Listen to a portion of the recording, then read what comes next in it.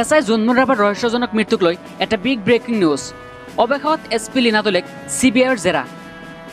জন্মুন ৰাভাৰ মৃত্যুৰ তদন্তত জেৰা কৰিছে CBIয়ে।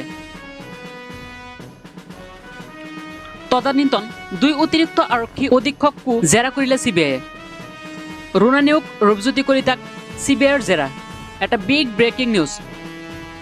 এছাই জন্মুন ৰাভাৰ ৰহস্যজনক মৃত্যুত নাম সাঙুৰ খোৱা সকলোবোৰ আৰক্ষী বিষয়াক ইতিমধ্যে জেৰা কৰিলে CBIয়ে।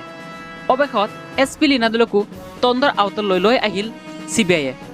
জন্মুন ৰাভাৰ মৃত্যু তদন্তত জেৰা কৰিছে CBIয়ে। এছাই জন্মুন ৰাভাৰ মৃত্যুৰে নাম সাঙুৰ খাইছিল 3 আৰক্ষী বিষয়াৰ। গোপনে 3 বিষয়াক জেৰা CBIৰ। গুৱাহাটীৰ গোপন স্থানত CBIয়ে চলাইছে 3 গৰাকীক জেৰা। এটা বিগ ব্ৰেকিং নিউজ।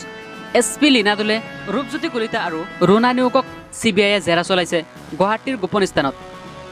এছাই জন্মুন ৰাভাৰ ৰহস্যজনক মৃত্যুৰ পিছতেই নাম সাঙুৰ খাই পৰিছিল কেইবাগৰাকী আৰক্ষী বিষয়াৰ। আৰু তাৰ পাছতেই এক চাঞ্চল্যৰ সৃষ্টি হৈছিল ৰাজ্যজুৰি।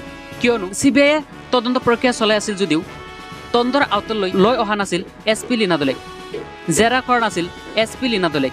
সেয়েহে এইবাৰ CBIয়ে জেৰা চলাইছে SP লীনাদলেক লগতে ৰুণানীয়ক আৰু আভাজ্যোতি ৰাভাক। এটা বিগ ব্ৰেকিং নিউজ। কিয়নো এছাই জন্মুন ৰাভাৰ মাতৃয়ে বাৰে বাৰে এজাহাৰত উল্লেখ কৰিছিল কেইবাগৰাকী আৰক্ষী বিষয়াৰ নাম, য'ত উল্লেখনীয় নাম আছিল SP লীনাদলেৰ। কিন্তু SP লীনাদলেৰ নাম উল্লেখ থকাৰ পিছতো তদন্তৰ আওতালৈ লৈ অহা নাছিল SP লীনাদলেক। আৰু অৱশেষত এইবাৰ জেৰা কৰা হৈছে SP লীনাদলেক।